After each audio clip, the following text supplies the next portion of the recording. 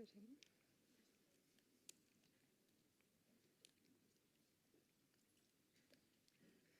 Buenos días a todos. Soy Lidón Ballesteros, socia de auditoría de KPMG, y es un placer estar hoy aquí moderando esta mesa donde vamos a hablar de cómo los responsables financieros abordan un entorno de cambio regulatorio constante marcado por la incertidumbre, la presión por la rentabilidad y la acelerada transformación digital.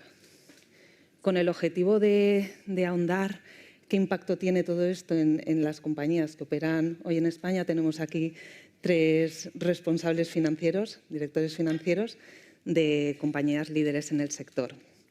Nuria, hola. Encantada. Nuria es CFO de Generali España y miembro del comité de dirección de la compañía, así como consejera de Cajamar Vida y Cajamar Seguros Generales. Marga Gavarró es CFO y COO de las entidades de Zúrich en España, liderando, entre otras áreas, financiero-actuariales, así como las áreas de transformación y tecnología. Actualmente también es vicepresidenta del Instituto Español de Analistas Financieros, así como presidenta en su delegación en Cataluña. Y Carlos García de la Fuente, que es director económico-financiero, control de gestión y control de riesgos en Segurcaixa Adeslas, donde es responsable de las áreas económico-financieras, control de gestión y de riesgos, fiscalidad, sostenibilidad y costes, además de ser miembro del comité de dirección. Forma parte también de diversos consejos de administración y comisiones en entidades del sector asegurador y sanitario. Muchas gracias a los 3 por estar hoy aquí y compartir vuestra visión. Antes de entrar en materia, me gustaría poner en contexto el entorno en el que nos encontramos. Entre 2019 y 2024, la Unión Europea ha aprobado más de 13.000 actos legislativos. Estas nuevas normativas, no solo a nivel europeo, sino también a nivel nacional, están redefiniendo no solo los modelos de cumplimiento y reporting, sino también la forma en que las compañías gestionan sus recursos, evalúan sus riesgos y abordan la innovación tecnológica. Aquí los directores financieros cada vez más tenéis un papel súper relevante en la adaptación estratégica de vuestras compañías. Así que antes de meternos con la regulación, me gustaría profundizar cuál es vuestro papel actual en la compañía, ¿no? ¿Cómo veis que contribuye el CFO a la definición, implementación y seguimiento de la estrategia corporativa en el entorno que acabamos de comentar? Nuria. La cojo yo la primera pregunta. Vale, bueno, pues desde mi perspectiva, ¿no? En el rol del CFO yo creo que ha ido evolucionando en los últimos años, sobre todo pues de una visión más financiero-contable a una visión mucho más involucración en la estrategia. Y os digo un poco cómo lo veo yo. Desde mi perspectiva, lo que ahora tenemos nosotros como rol, con la información que tenemos, el nivel de detalle que tenemos, los tiempos que manejamos mucho más rápidos y mucho más eficientes, nos permite pues, ayudar mucho en la priorización y en la asignación de recursos, tanto financieros como de capital, y entonces nos permite ayudar mucho más en la definición de la estrategia, ¿no? Yo ahora creo que tenemos un rol mucho más activo en la definición de la estrategia y en la implementación de la misma, porque al final somos los que podemos dar una visión 360 de la compañía. Desde mi perspectiva, yo creo que ese es un valor muy fuerte que tenemos como CFOs, que somos capaces de ver el global de la compañía, aportar y además creo que somos un socio muy bueno para la transformación. Porque dentro de esa priorización que os decía y de asignación de recursos, para mí yo creo que la transformación es clave. Y nosotros tenemos que asegurar esa visión a largo plazo de la estrategia. Nosotros no, mi perspectiva es que no tendríamos que ser cortoplacistas. Nosotros miramos por la resiliencia financiera de la compañía a largo plazo y eso nos hace muy buenos compañeros de viaje para todas nuestras otras funciones de negocio, de transformación. Y yo creo que eso es un rol fundamental.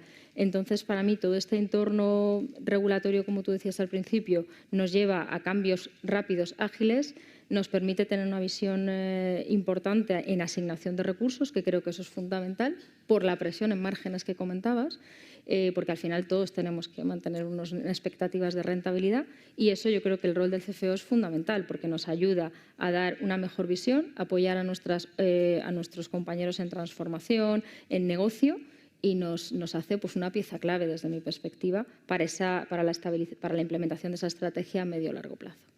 Gracias, Nuria. Marga. Pues estaba pensando qué deciros para no repetir lo que ha dicho Nuria, porque seguramente acabaríamos los tres diciendo lo mismo. Estoy de acuerdo que el rol del director financiero ha cambiado muchísimo, especialmente quizá los últimos 4 o 5 años, ¿no? Y de pasar de ser un controller, ¿no? El que asegura la disciplina presupuestaria, el control de gastos, la rendición de cuentas, ¿no?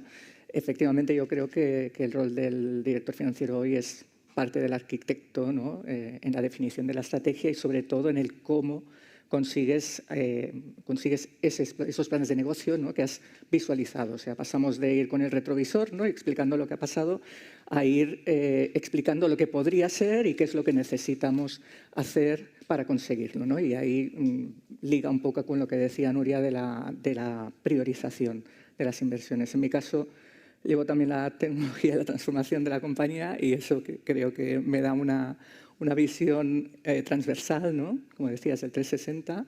Yo siempre digo que los directores financieros deberían tener una cercanía total al director de operaciones, precisamente porque la decisión clave es qué priorizas. Tenemos todos unos presupuestos limitados, algunos tienen más o menos importe, pero son limitados en cualquier caso. Y yo creo que el director financiero hoy en día debe entender muy bien el lenguaje de la tecnología, el lenguaje de los datos. Debe entender el valor del dato y ayudar a priorizar aquellas inversiones que lo van a disponibilizar con calidad y que lo van incluso a enriquecer, ¿no? Posiblemente pues, con bases de datos de información que ni siquiera tenemos en nuestros entornos, ¿no? Debe entender el lenguaje de la tecnología. No digo que tenga que ser ingeniero informático, porque ninguno aquí lo somos y no es necesario, pero sí que tienes que tener ese lenguaje para poder hacer las preguntas adecuadas a tus equipos de ingenieros y acertar, ¿no? En esa inversión que va a hacer que tus procesos sean muchísimo más ágiles, porque esa es la expectativa, ¿no? De nuestros clientes, que vamos a ser nuestros clientes, nuestros mediadores, nuestros socios. Al final tenemos que ser mucho más rápidos, más ágiles a la hora de dar respuesta en la suscripción, por ejemplo. Tenemos que ser mucho más sofisticados a la hora de fijar tarifas, mucho más rápidos a la hora de cambiarlas. Tenemos que poner todos los medios para que nuestros procesos sean lo más resilientes posibles, ¿no? Hemos dicho 13.000, me he quedado con la cifra, pero por ejemplo también hay otra que es DORA y que entiendo que muchos también conoceremos. O sea, la resiliencia es absolutamente vital, ¿no? Para nuestros negocios, para la continuidad de nuestros negocios. Y después creo que también el director financiero tiene que priorizar todo lo que tiene que ver con la formación del talento en la organización y la atracción de talento nuevo, ¿no? Y eso es esfuerzo también, y es tiempo dedicado a que las personas entiendan cómo pueden mejorar sus procesos, cómo podemos conseguir nuevos modelos, nuevos negocios, nuevos modelos digamos, cambios en los modelos de operación, etcétera, ¿no? Entonces, yo creo que el director financiero moderno tiene que entender estos lenguajes y no tiene que ver la inversión como un gasto, lo tiene que ver como aquello que realmente va a hacer sostenible y competitivo nuestro negocio. Y lo que creo que no ha cambiado es que al final sigue siendo importante que el director financiero, ante digamos, las partes interesadas, sean empleados, inversores, accionistas, nuestros clientes, seamos la voz de la verdad, ¿no? Haya garantes de esa confianza, de esa integridad en lo que explicamos, también la ética, ¿no? En cómo hacemos las cosas. Entonces, yo creo que eso es lo que sigue siendo válido con respecto del director financiero de antaño. Gracias, Marga. Carlos. Pues yo la verdad que construyendo un poco sobre lo que habéis comentado y como me toca el último voy a ir a una cosa un poco más exótica, ¿no? Yo, como veo el rol del director financiero ahora es de alguna manera como un perfil independiente, equidistante, y algo has dicho sobre ese tema, que está de alguna manera obligado a decir lo que ve, aunque a veces vaya contracorriente o no sea lo que el comité de dirección, dirección general o incluso el propio consejo quiere escuchar, ¿no? Al final, de alguna manera, somos los garantes de que se cumplan de alguna manera los presupuestos, que los análisis de rentabilidad prospectivos que hacemos sean lo más acertados y lo más precisos posibles, que las inversiones que se hagan luego tengan el retorno esperado, que el capital se ponga en los proyectos en los que se tiene que poner, puesto que los recursos son bastante limitados. Como ha dicho algún consejero delegado, algunos tienen más recursos que otros, pero siempre en general nos gustaría invertir más de lo que tenemos. Entonces, a mí me parece que nuestro rol en el marco de un comité de dirección y en el marco de la configuración de una estrategia tiene que ser pues el de independencia, el de verdaderamente poner cifras, poner números lo más reales y lo más precisos posibles para evaluar si lo que se está proponiendo desde el punto de vista económico-financiero tiene sentido o no. Es verdad que esta no es la única dimensión y hay veces que se toman decisiones que desde el punto de vista económico-financiero no son las más óptimas en el medio plazo, pero estratégicamente y a largo plazo sí que tienen un retorno, ¿no? Y eso me llega un poco al segundo punto, más allá de este rol un poco de challenger, de garante de que la ambición está alta, de que se financian los proyectos que tienen que financiarse y que efectivamente los productos, canales, estrategias que ponemos son rentables. La segunda es la de una visión a largo plazo, ¿no? Nosotros creo que tenemos que, obviamente, estudiar el pasado, tenemos que reportar el presente vía estados financieros, porque no queda otra manera, pero tenemos que tener un ojo siempre puesto en cómo las decisiones que se adoptan hoy en día a nivel estratégico, a nivel financiero, bien sea una inversión, bien sea el lanzamiento de un producto, bien sea la reconfiguración de una tarifa, va a impactar en el futuro en la solvencia de esa compañía, ¿no? Porque las derivadas son múltiples. Cada vez tenemos la vista puesta más en el futuro, no únicamente desde el punto de vista estratégico financiero, sino desde el punto de vista normativo. Todo lo que nos viene ahora proyecta. La palabra ahora es proyección. Proyectas el BEL, proyectas el consumo de capital, haces los escenarios ORSA, proyectas la compañía. Entonces, más que nunca, tenemos que estar mirando al futuro y tenemos que tener de una manera lo más clara posible un entendimiento de qué es lo que nos va a ocurrir con las decisiones que estamos adoptando hoy en día. A veces es muy complicado porque el entorno es muy cambiante, pero no tenemos por ello que dejar de intentarlo, ¿no? Y yo, a independencia y proyección a largo plazo, la tercera cosa que yo creo que es fundamental, lo que está siendo fundamental ahora, es agilidad. El entorno cambia rapidísimo.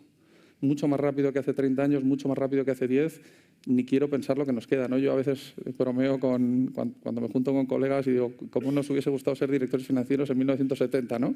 Nos levantamos, nos tomamos un café, cogemos la expansión, vemos a ver cómo va la bolsa, bueno, cerramos una reunión, una comida y, bueno, a las 5:30, en fin, a casa, ¿no? La verdad es que eso ya no es así. Ahora en el curso de una mañana ocurren un montón de cosas. Venimos de los últimos 5 años en los que hemos tenido varios cisnes negros. Hemos tenido el COVID, hemos tenido un repunte de inflación casi instantáneo de 10, la guerra de Ucrania, innumerables cosas que muy probablemente nos van a seguir pasando, ¿no? Yo pienso en la DANA, pienso en fenómenos climatológicos. Entonces, creo que tenemos que ser extremadamente ágiles en el análisis de información, la detección de tendencias, tener mucha capacidad para ajustar nuestras proyecciones y nuestros presupuestos, tanto del año en curso como de los años siguientes, para que una decisión no nos lleve al típico concepto de coste hundido, ¿no? Hemos hecho una inversión, la proyección inicial decía esto, el mundo va por otra vía, pero nos quedamos con esto, ¿no? Yo creo que pues, nosotros tenemos el rol de decir, mira, esto ya no pinta así, hay otra serie de escenarios posibles, estos son los números de estos escenarios y tenemos, por tanto, que reflexionar y a lo mejor pivotar, ¿no?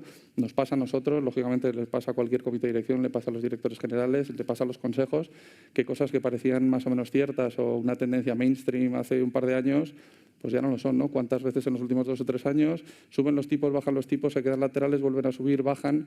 Y eso para una compañía aseguradora, nosotros somos no vida, pero es verdad que tenemos decesos, ni hablar compañías de vida, tiene un impacto descomunal. El que los tipos o los spreads amplíen 100 puntos básicos o 30 puntos básicos son muchos millones de euros y con eso tenemos que convivir en el día a día, ¿no? Muy bien. Pues tras conocer vuestra visión estratégica, vamos a aterrizar foco en los cambios normativos y cómo están afectando a la función financiera. En los últimos años, la regulación dentro del sector asegurador se ha intensificado en áreas súper relevantes como es la contabilidad, con la implementación de la IFRS 17, Solvencia 2, ahora con la directiva RRS, o sostenibilidad y fiscalidad, entre otros, ¿no? Nuria, ¿de qué manera está impactando la implementación de toda esta normativa en la función financiera y en la compañía?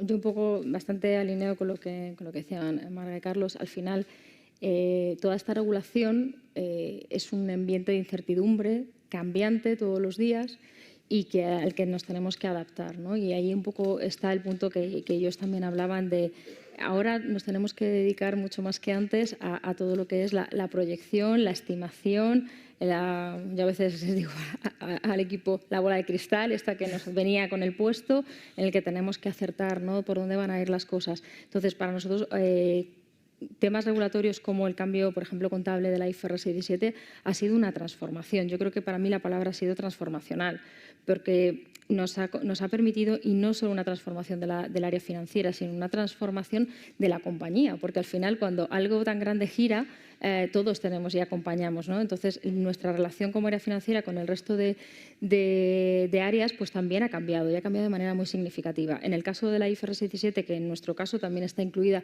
la parte actuarial dentro del área financiera, pues nos ha convertido, por poneros un ejemplo, realmente en actores principales en negocio, cosa que antes, pues bueno, yo creo que se veía un poco más desde la barrera. No teníamos tanta posibilidad de entrar con información veraz, como decían mis compañeros, y sobre todo con información en tiempo. O sea, yo creo que siempre íbamos un poquito por detrás, ¿no? Contábamos lo que había pasado y ahora tenemos la información antes que nadie. Producimos la información y además la tenemos que tener en tiempos muy cortos. Eso nos permite entrar en decisiones de pricing que nunca habíamos soñado entrar, en decisiones de suscripción, en decisiones incluso de gestión de siniestros, porque tenemos esa visión de futuro, ¿no?, de hacia dónde tenemos que ir, hacia dónde queremos ir para llegar a ese plan que tenemos diseñado, con esos márgenes que tenemos diseñado, ¿no? Y eso también en línea con las inversiones, ¿no? Pues de dónde tenemos que asignar el capital, dónde tenemos que asignar la inversión. Todo eso nos ha hecho que la volatilidad de la norma, la incertidumbre que nos genera todos estos cambios normativos, pues nos haya hecho cambiar. Y nos ha hecho cambiar para ser más flexibles y con una adaptación más rápida al cambio y nos tenemos que ser mucho más ágiles. Ya no podemos esperar, ¿no?, a que los cambios nos atrapen. Eso ha pasado con la norma contable, que nos ha dado un volumen de información totalmente diferencial, la granularidad que se pide, el volumen de datos que ahora movemos, ha hecho que otras funciones, como por ejemplo el gobierno del dato dentro de la compañía, haya sido clave, ¿no?, para que todo esto funcione correctamente desde el punto de vista de la calidad, pero también de la inmediatez, de la disponibilidad del dato, de la democratización del dato, cómo todo el mundo tiene acceso a ese dato. Y eso yo creo que ha sido muy relevante para nosotros en la implantación, por ejemplo, de la IFRS 17. También toda la implantación de los nuevos cambios en solvencia. Al final, la gestión de capital también está dentro del área financiera y esa gestión de capital cada día es más importante. Y se toman decisiones reales de negocio pensando dónde es más eficiente el capital, ¿no? Y eso sí que creo que siempre ha estado ahí en el papel, pero ahora día a día pues te ves involucrado en todas las decisiones del comité de dirección porque tienes un papel relevante en el que aportar, porque esa visión que tanto Carlos como Marga decían de, oye, lo que va a venir, vamos a ir diciendo por dónde creemos nosotros que va a ir, pues ahí yo creo que es importante, ¿no? Sostenibilidad, igual, ha venido para entrar en decisiones de inversión, en decisiones de suscripción, ha venido para ser un reporting de información no financiera que al menos nosotros en nuestra organización está dentro del área del CFO también el asegurar esa veracidad de la información no financiera. Todo eso pues, nos lleva a un ambiente muy diferente en el que nos obliga a una transformación de sistemas que, como decía Marga, ya tenemos que entender el lenguaje porque si no estamos completamente fuera, y una transformación del dato, de la gestión del dato, de la calidad del dato, que yo creo que ha sido relevante pues, para convertirnos en un actor fundamental, ¿no? Entonces, yo creo que la regulación es complicada porque viene en momentos de incertidumbre, nos genera mucho cambio, nos obliga a cambiar mucho, pero nos ha dado grandes oportunidades y yo creo que el punto es aprovecharlas y convertirlas en algo de ventaja competitiva, ¿no?, que sería el ideal en todos estos cambios. Vale, pues en base a lo que nos comentas, se abre un espacio de reflexión, ¿no?, que es cómo las compañías navegan en dos exigencias que a veces pueden resultar contrapuestas, ¿no?, como es el cumplimiento riguroso de la normativa y cumplir con las necesidades de eficiencia financiera, ¿no?, necesidades de mantener, incluso mejorar, ¿no? La creciente presión regulatoria os obliga, ¿no?, a destinar unos recursos significativos para su cumplimiento, que a veces puede, no sé si pero entiendo que sí, ¿no?, que puede tensionar la parte operativa o estratégica. Sin embargo, quizá también da la oportunidad, ¿no? Como tú comentabas, ¿no? de revisar procesos, de impulsar la automatización y de fomentar una cultura de mejora continua, ¿no? Dicho esto, Carlos, ¿cuáles crees que son las claves para buscar el equilibrio entre ese cumplimiento de la normativa y la eficiencia financiera? A ver, yo me gustaría empezar por decir que todo esto que he dicho ahora Nuria, la verdad que nos está pasando a todos, no está pasando exclusivamente en nuestro sector. Voy a tratar de utilizar una palabra ponderada, es tremendo.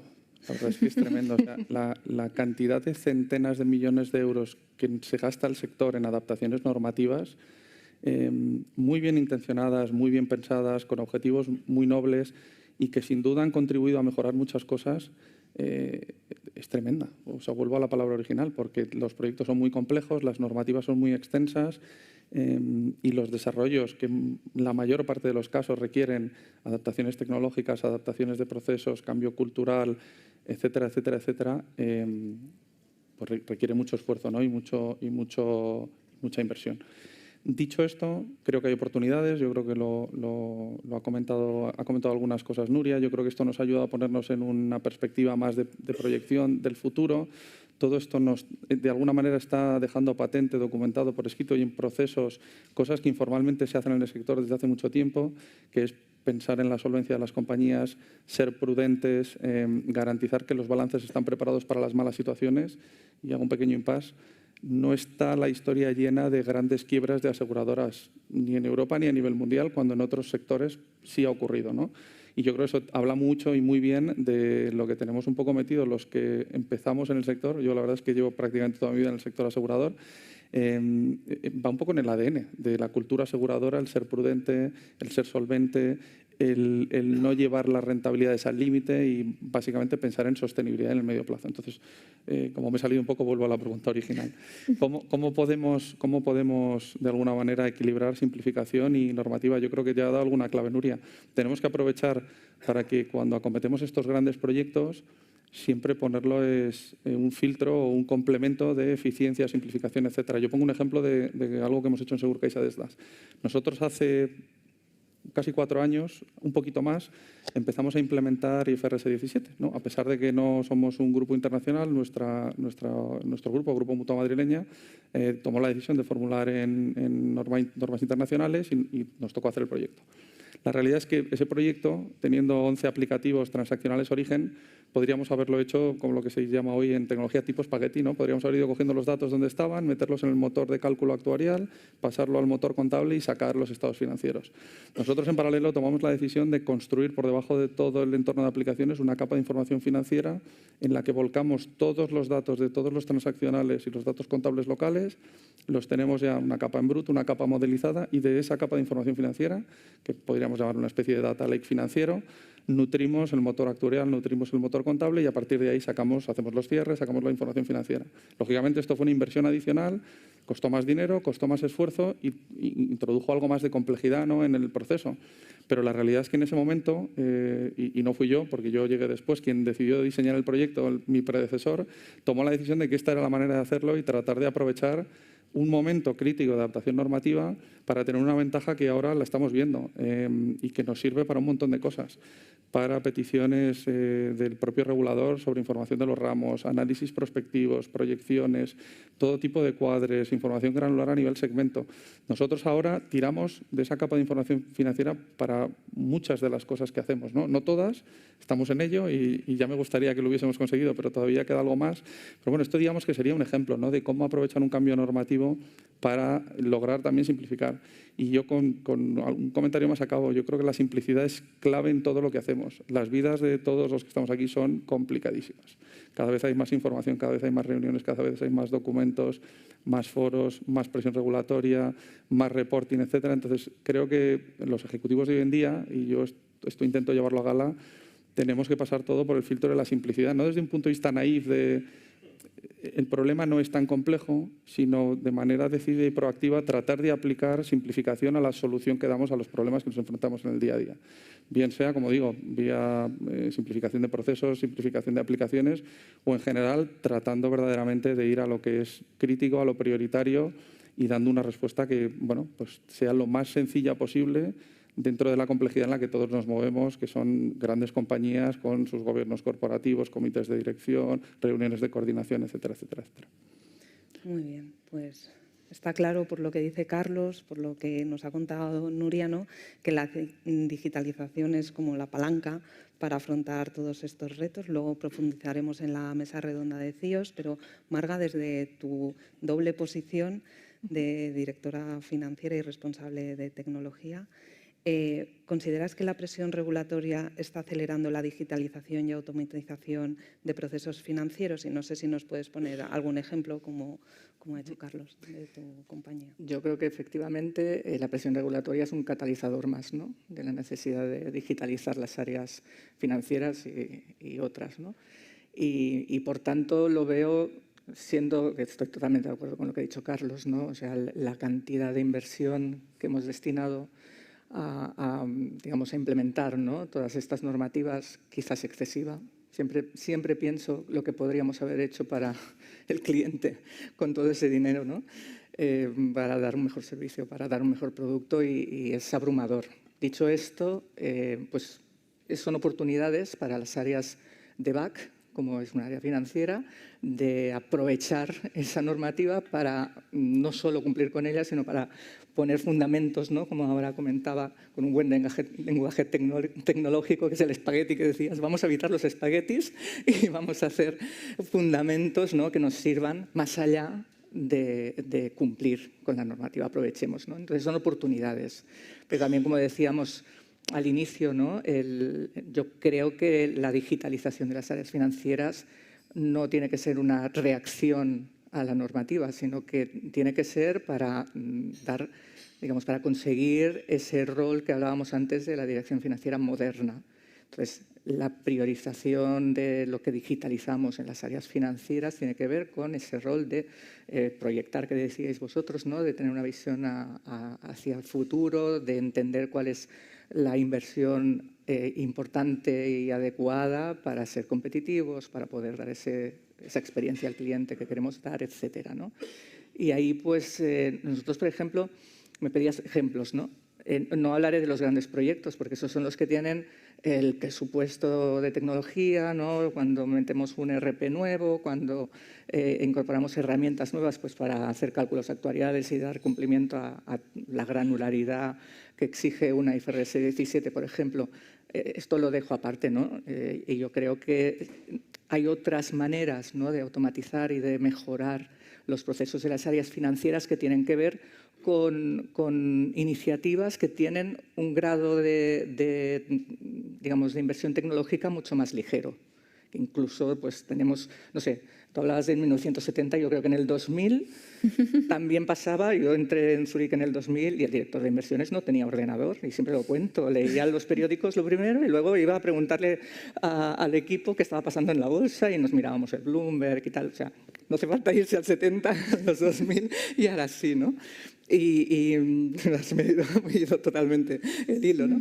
Entonces, yo creo que hay formas de utilizar herramientas como, pues, el Excel cuando empezó, y que todos hacíamos formaciones y todos empezábamos a usarlo, algunos mejor, otros llegaban hasta hacer macros con Visual Basic, etcétera. Pues pasa un poco lo mismo, pero con tecnologías nuevas, ¿no?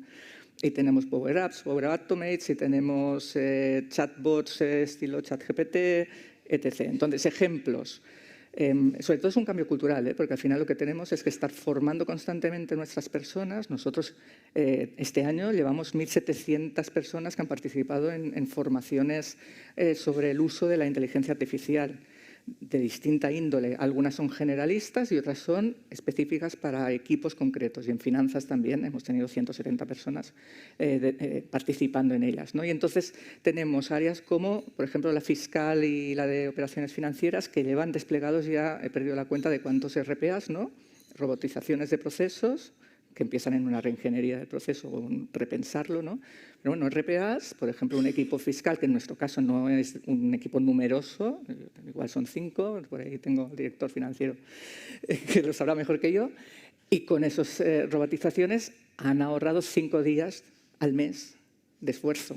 es una auténtica barbaridad para poder dedicarte a otros temas muchísimo más importantes y de valor añadido, ¿no? Tenemos automatizados registros de cobros, de pagos, de recobros de siniestros. O sea, hay una variedad importante de procesos que antes hacían manualmente y que ahora con una inversión bastante ligera en tecnología, pues hemos conseguido liberar muchos tiempos. En los equipos contables, por poner uno de los ejemplos, antes comentaban sobre Lidia, ¿no? Creo que he dicho el nombre del chatbot inteligente, ¿no? Que utilizaban en línea directa. Nosotros tenemos el Zurichat. Ponemos Zuricato o Zetas o Zurichat. Y el Zurichat no es más que el chat GPT, pero dentro de nuestro entorno de sistemas, ¿no? Por darle esa extra seguridad de que no sale información sensible fuera del entorno. Tenemos el generalista, el que usamos todos para preguntarle al chat GPT, ¿no? Sobre cualquier aspecto, y luego tenemos el especialista, ¿no? Y entonces nuestros contables hoy tienen un lugar en el que chatear con lenguaje natural y preguntar sobre cualquiera de los gaps contables que nosotros necesitamos conocer, ¿no? Si es el alemán, el español, el FRS, y llegan mucho antes, ¿no? a la respuesta adecuada y no tienen que leerse documentos de 500 o 600 páginas, ¿no? En actuarial, yo os diría, ahí estamos en una prueba ya de concepto con agentes de la IA, que lo que nos van a ayudar es a identificar inconsistencias en los resultados actuariales de un cierre. Y un agente de la IA, pues sabéis que ya no es un chat que te responde, sino que además razona y actúa. O sea, puede hacer algo con esa información, con lo cual vendría un poco a ser equivalente a tener un actuario junior digital, ¿no? Que acompaña al actuario humano, senior, que antes tenía que dedicar muchas horas a hacer este ejercicio, ¿no? y que ahora pues tiene pues eso, un becario digital que te aumenta, digamos, la capacidad del equipo. Estos son algunos ejemplos de casos, digamos, que no requieren de excesiva inversión tecnológica y que estamos nosotros poniendo en marcha. Me imagino que todos los demás que estáis aquí en la mesa pues, también lo estaréis experimentando. Así es. Mirando hacia adelante, ya a modo de cierre, tenemos unos minutos. ¿Qué os preocupa en los próximos 5 años desde vuestra posición? Nuria. Venga, empiezo yo. Vale, a ver, ¿qué nos preocupa? Pues con todo esto que hemos dicho, creo que muchas cosas me pueden preocupar, pero bueno, yo creo que intentando resumirlas en 3 grandes bloques, os diría que me preocupa pues toda esta regulación, y yo creo que viene muy unido a la pregunta que contestaba Carlos de toda la inversión, todo lo que nos hemos gastado y todo lo que nos tenemos que seguir gastando en implementar todo lo que viene por delante en tema de regulación. Eso nos genera una presión frente a los costes, es evidente. El entorno en sí mismo, este entorno que también refería a mis compañeros de incertidumbre, de inestabilidad, de volatilidad, de que cada día te levantas y puede haber pues desde una pandemia a una crisis de cualquier cosa que pueda suceder, eso nos va a generar también mucha presión en márgenes, una adaptabilidad, tenemos que ser mucho más flexibles y más rápidos en la adaptación. ¿Qué me preocupa además? Toda esta transformación, hilando con lo que decía Marga, que tenemos que hacer como compañías, que no solo inteligencia artificial, la propia ciberseguridad, que ahora mismo todo el mundo tiene que invertir, en todos los procesos de transformación y modernización que estamos haciendo todos seguro en sistemas, eso también tiene una presión de costes. Y seguimos teniendo unas expectativas de rentabilidad y unas expectativas de rentabilidad altas. Y todo eso, para mí, cierra un poco con un cambio de cultura y de talento, ¿no? O sea, para mí la función financiera tiene que ser un sitio donde se acumule muchísimo talento que nos permita ser flexibles, ágiles, rápidos, cambiar enseguida y todo eso, poder conseguir un balance para que toda esa presión que os decía sobre costes seamos capaces de conseguirla y elegir bien qué inversiones, dónde va ese dinero, dónde va ese capital, dónde van esos recursos para poder transformar la compañía, como ya os he dicho al principio, como garantes de esa estrategia al medio y largo plazo, dónde vamos, dónde invertimos, con ese equipo potente, capaz, rápido, ágil, con ganas de aprender nuevas cosas y todo eso transformarlo en oportunidades, porque si no sería una pena y sería una pena no poder tener sacar una ventaja competitiva de todas estas cosas, pero creo que el balance es lo que más me preocupa, ¿no? Encontrar ese punto de equilibrio que une un poco con lo que decía Carlos al principio, de ser una figura un poco independiente que ponga un punto de diferencia, ¿no? de lógica en todas las decisiones que se toman, precisamente para intentar asegurar esa estrategia, ¿no? Eso sería. Gracias. Marga. Pues estaba pensando que lo que nos ocupa más que preocupar tiene mucho que ver con lo que ha dicho Nuria, o sea, talento híbrido, cómo hacemos que no solo sean expertos financieros, actuarios, sino que sepan, de nuevo, el lenguaje de negocio, el lenguaje de la tecnología. La parte de seguirle el ritmo, se ha dicho antes en otra mesa redonda, ¿no? El ritmo del cambio es tan alto que a veces te paraliza, ¿no? Esperando la siguiente mejora, la siguiente release tecnológica. Entonces tenemos que saber escoger muy bien qué hacemos, a qué ritmo lo hacemos, ¿no? Para asegurar que nuestros negocios siguen siendo válidos, competitivos, con rentabilidad, ¿no? Y al final estamos aquí para seguir otros 150 años más, ¿no? Que yo creo que sumamos muchos años todos.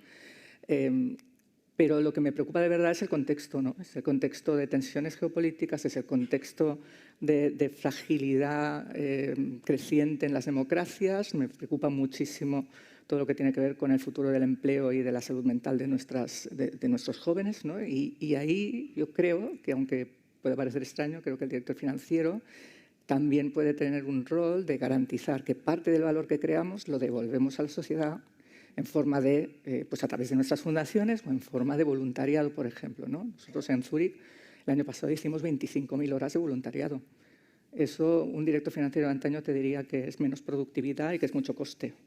Yo creo que el director financiero del futuro tiene que buscar la manera, ¿no? de hacer esta acción de devolver a la sociedad lo que es el privilegio de estar en una compañía de seguros en un sector como este, ¿no? Gracias. Carlos. Pues yo diría que nos estamos quedando casi sin tiempo por ser muy aterrizado y muy concreto para los próximos 5 años y pensando, y espero seguir en Seguros Deslas, no solo 5 años, sino algo más. Me preocupa que tengamos verdaderamente la capacidad de adaptación y la capacidad de reacción para analizar y verdaderamente profundizar en las decisiones que vamos a tener que tomar en los próximos 3-4 años desde el punto de vista de un comité de dirección, ¿no? El perfil de las inversiones cada vez cambia más y estoy pensando en el funcionamiento propio interno de Seguros Deslas. Antes hacías inversiones modulares, comprabas una pieza de tecnología y la utilizabas y eso pues tenía un coste el que fuese.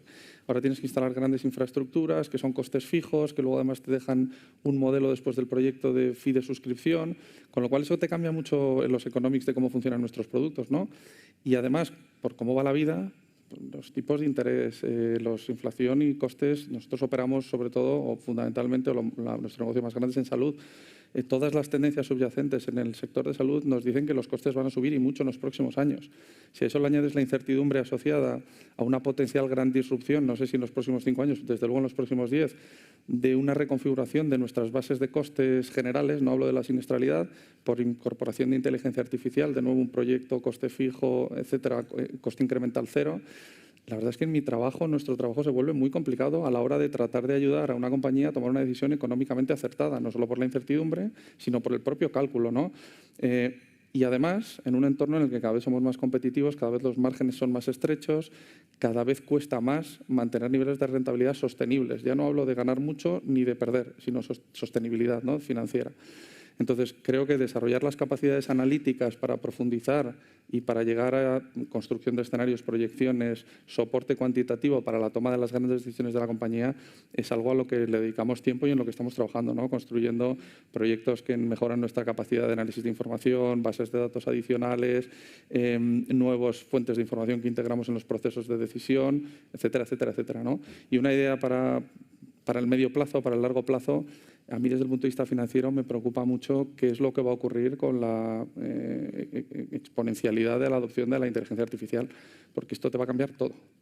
Vas a pasar de sustitución de una gran parte de costes variables, y hablamos de personas, en ámbitos que ahora ni nos imaginamos, a grandes inversiones tecnológicas de coste fijo y coste incremental prácticamente cero, a la vez en todos los sectores y en todas nuestras cadenas de valor, con honrosas excepciones, ¿no? Que requieran de toque humano. Entonces, eso desde el punto de vista de una planificación más allá de 5 años, desde mi punto de vista tiene una complejidad elevada y un grado de bola de cristal, como habéis dicho antes, pues significativo. Muy bien, pues muchas gracias a todos y nos vemos en la próxima. Gracias.